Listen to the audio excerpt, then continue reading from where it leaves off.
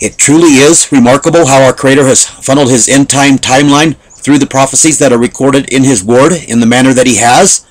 The detail within that which He has woven together is beyond remarkable.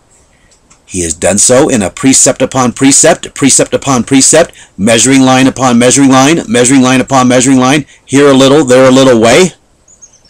One person wrote me today and said that my focus is on dates and not on His Word.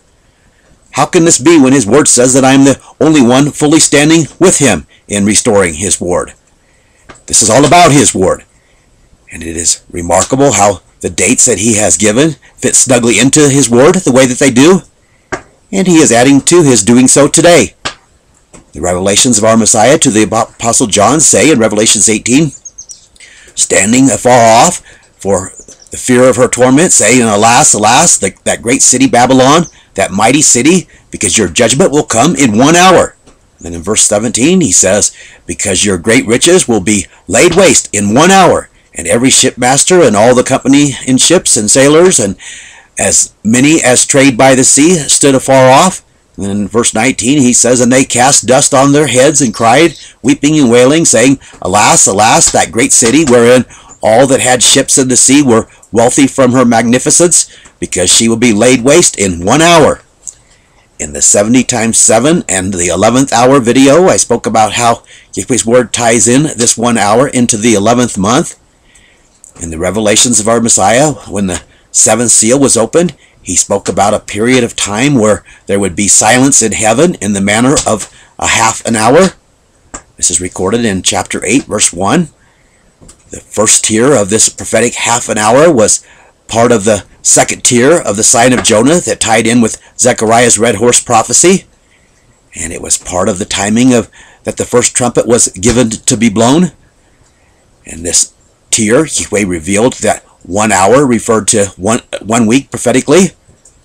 The 1 week or 7 days of this tier began on the 10th day of the first month and ended on the 17th day of the month at the corresponding time of Yeshua's resurrection on the 17th day, back then when the first trumpet began to be sounded. Yeshua said that there are 12 hours in a day, so 7 days is 168 hours, or 2 84-hour periods of time. Therefore, half of this prophetic hour is 84 hours. Knowing when the Passover lambs or goats are killed in the afternoon of the 14th day, along with Yahweh tying in other prophecies in the second tier of the sign of Jonah, established that Yeshua was dead for 3.5 days, or for 84 hours. He was in the tomb for 3 days and 3 nights. It's the first sign of Jonah, first tier of the sign of Jonah shows. But he was dead in Jerusalem for 84 hours. Yahweh has woven 84 days and 84 hours into His timeline in several prophecies that have unfolded to date, and He is continuing to do so today. Today is the 14th day of the second month on His restored calendar. This is the day that those who were unable to observe His Passover memorial in the first month are told to do so. The 7 days from when Noah was told to start loading the ark on the 10th day of the second month until the rains came on the 17th day have been woven throughout Yahweh's end-time timeline as well. Today we are 84 days from July 24th, when my 3 years of walking naked and barefoot will be up.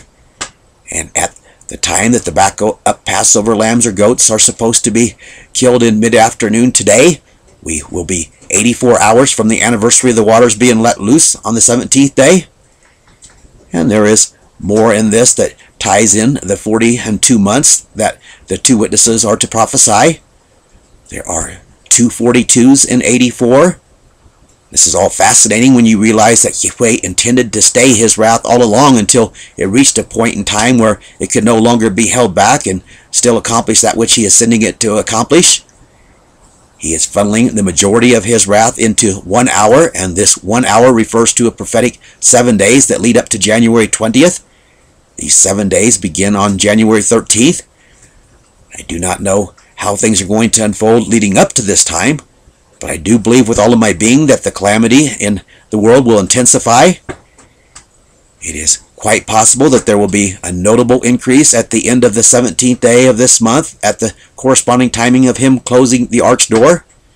In my location, this will be in about 84 hours from when I'm recording this, but it will take me a couple of hours to get the PowerPoint done and then converted to video and then uploaded. The end of the 17th day will fall in the early morning hours of May 5th on Satan's calendar. On May 5th, we will be 80 days out from the 8th day of the 5th month, which will be on July 24th. There is another fascinating 10-day tier to Yeshua's 10-day prophecy.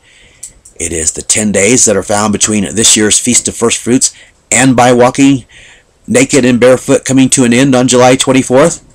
Yeshua prophesied in Revelations chapter 2, "And to the angel, the called out ones of Smyrna, write, These things saith the first of the last which was dead and is alive. I know your affliction and poverty, but you are rich, and I know the blasphemy of them that say they are Jews and are not, but are of the synagogue of Satan. Fear nothing that you will suffer. Behold, the devil will cast some of you into prison, that you may be tried, and you will have affliction 10 days. Be faithful to death." In other words, conquer and trust and obey, and I will give you the crown of life. There was other tiers to this 10 days that have already passed. Bring testimony to the same thing about being faithful to death. The first year memorial of the first fruit harvest will be on July 14th, and my walking naked and barefoot will end on July 24th. Is it possible that he was prophesying that the time of affliction will begin in 10 days after the anniversary of the first fruit harvest? There are other 10-day prophecies that tie in with it to testify that this is very possible. In 2 Chronicles chapter 36, verse 9, we read, "Jehoiakim was 8 years old when he began to reign, and he reigned 3 months and 10 days in Jerusalem, and he did that which was evil in Yahweh's sight." Pretty odd place to put 3 months and 10 days as the time he reigned. This prophecy led to Nebuchadnezzar's siege of Jerusalem. How about if you tie in this one in 2 Chronicles chapter 14? "So Abijah slept with his fathers, and they buried him in the city of David, and Asa his son reigned in his stead. In his days the land was quiet for 10 years, and Asa did that which was good and right in Yahweh Elohim's eyes. He took away the heathens' altars and their high places, and he broke down their images and cut down their groves. And he commanded Judah to seek Yahweh Elohim of their fathers, and to do the commandments that are in his Torah." Is it possible that the 84 days that begins today, the day that of this backup Passover, and ends on the last day of the 3 years of my walking naked, will be the final tier of the half an hour of silence in heaven? Is it possible that the last 10 days of these 84 days is the 10 days of quiet time from heaven? With so many prophecies unfolding into July 24th like they are, I would say that it is extremely possible. I do not know how my nakedness and my barefootedness will end on this day. I just know that one way or another, in the days that follow, he is going to magnify his voice through me, and you are going to know that he is Yahweh Elohim, and you are going to know that he has sent me to you. His word says so. Could it be Yellowstone finally blowing or starting to erupt on a gradual plane on this day? Could it be the West Coast tsunami that I've prophesied is going to happen? Could it be Hawaii being leveled or beginning to be leveled?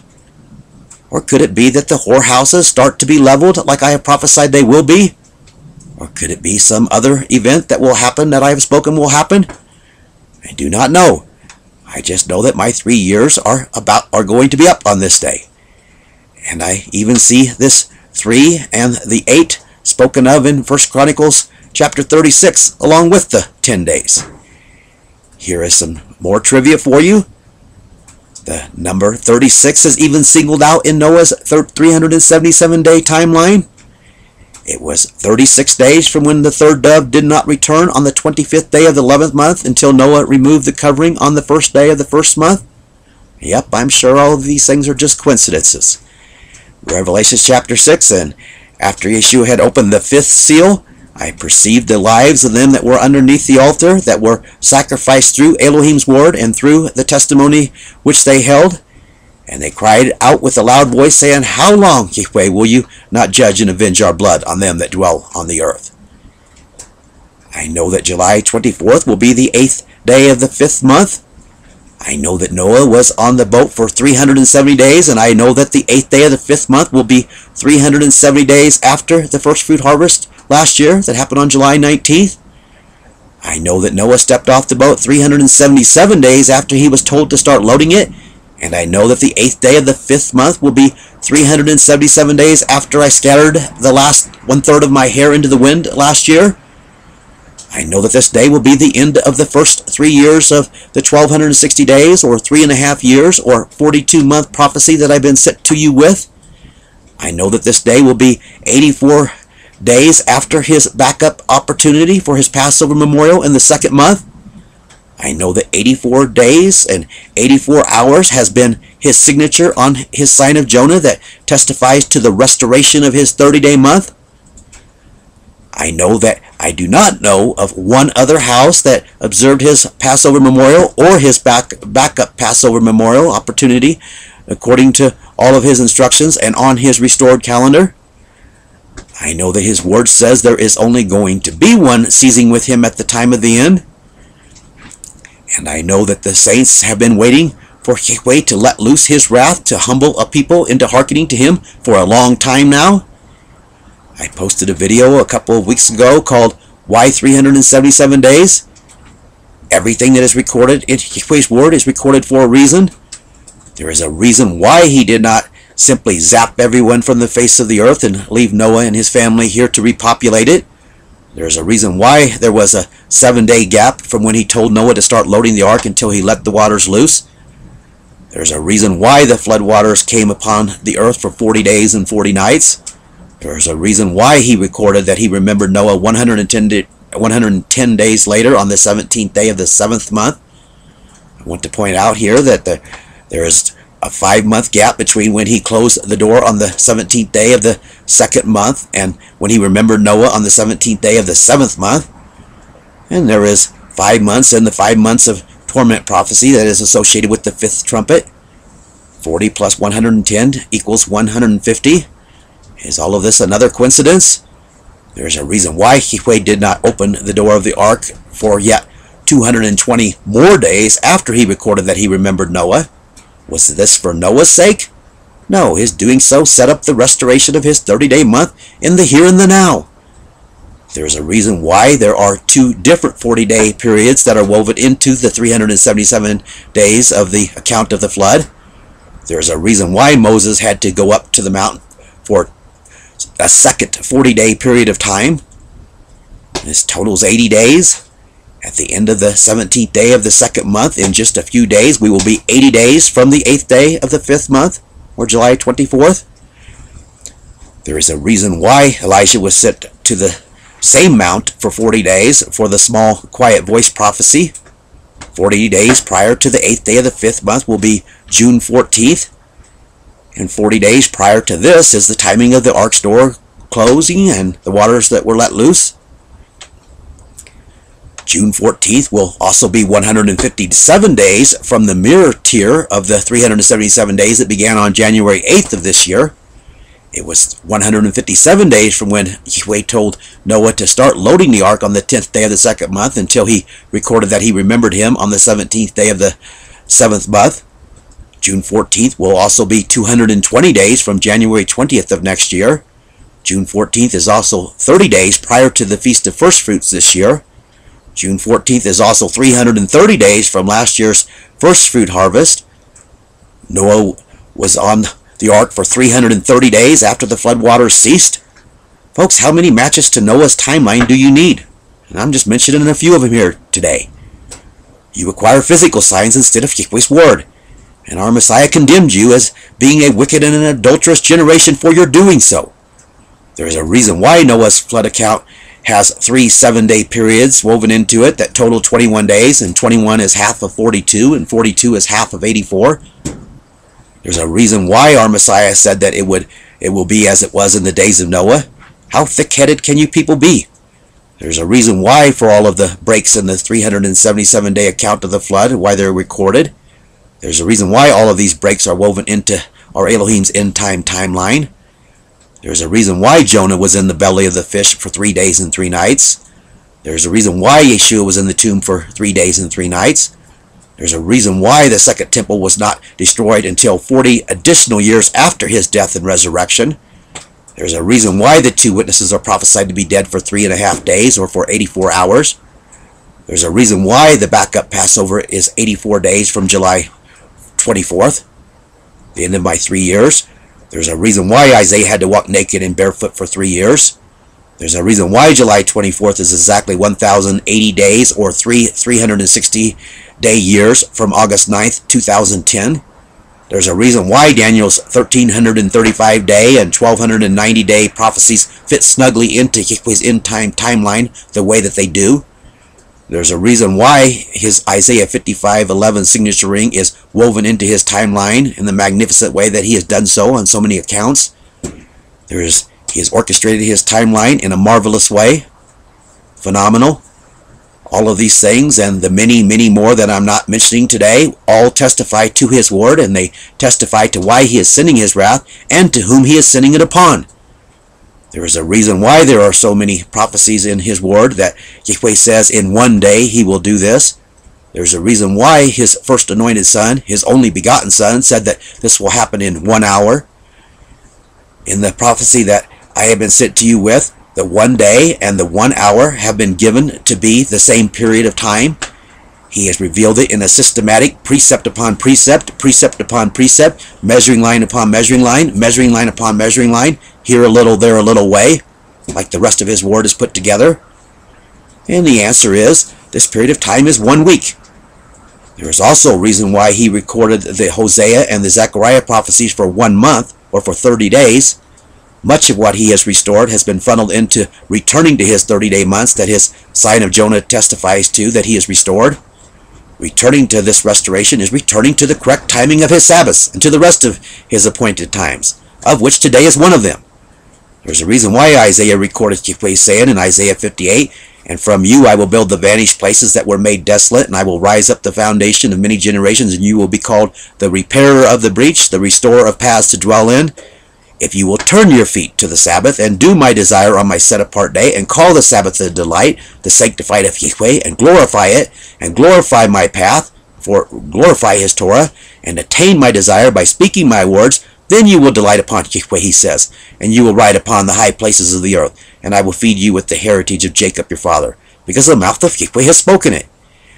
If you cannot see that this verse is saying that the repairer of the breach, the restorer of paths to dwell in, is going to restore his Sabbaths for you to return to them, you are being willfully rebellious beyond words.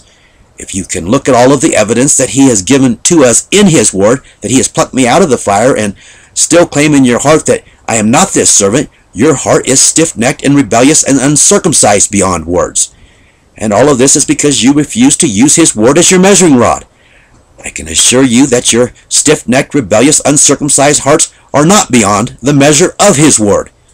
His word is going to judge you. His only begotten son said so, and his second anointed son has said so. These are his witnesses. Repent and turn from your stiff-necked, rebellious, uncircumcised heart, or prepare to be humbled. His wrath is at hand. Thus saith Yahweh Elohim.